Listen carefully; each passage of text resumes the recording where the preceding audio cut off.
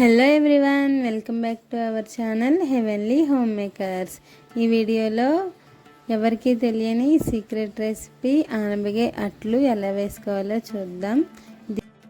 లేతగా ఉన్న ఆనపకాయని తీసుకొని తొక్కలతో సహా ముక్కలుగా కోసుకోవాలి.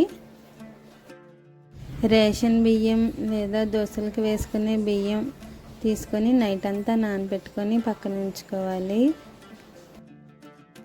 ఉల్లిపాయలు, పచ్చిమిర్చి, అల్లం తీసుకొని కట్ చేసుకొని మిక్సర్ జార్లో వేసుకోండి. జీలకర్ర కూడా వేసుకొని కొంచెం బరకగా పేస్ట్ చేసుకొని పక్కన ఉంచుకోండి.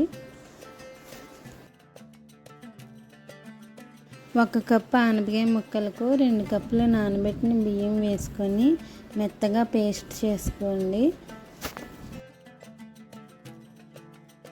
1/2 కప్పు మైదా పిండిని తీసుకొని వాటర్ వేసుకొని ఉండలు లేకుండా పలుచగా కలుపుకోండి. దీనివల్ల అట్టు ఏ విధంగా వేసినా సరే నీట్గా వస్తుంది. ఈ పిండిలోనే ముందుగా తయారు చేసుకున్న ఉల్లిపాయ పేస్ట్, ఆనపకాయ బియ్యం కలిపి చేసుకున్న పిండిని కూడా ఇందులో వేసుకొని బాగా మిక్స్ అయ్యేంత వరకు కలుపుకోవాలి. సన్నగా చాప్ చేసుకున్న కొత్తిమీరని కూడా వేసుకొని కలిసేంత వరకు కలుపుకోవాలి. వాటర్ ఎక్కువగా వేసుకోవచ్చు, రవ్వ దోశలా ఉంటాయి. ఇప్పుడు ప్యాన్కి ఆనియన్ రాసుకోవాలి. అట్టు వేసిన వెంటనే స్టిక్ అవ్వకుండా ఉంటుంది. పిండి వేసుకొని ఇలా గరిటెతోనే నెమ్మదిగా పలుచగా వేసుకోవాలి. కొంచెం ఆయిల్ చుట్టూరా వేసుకొని ఫ్లిప్ చేసుకోవాలి.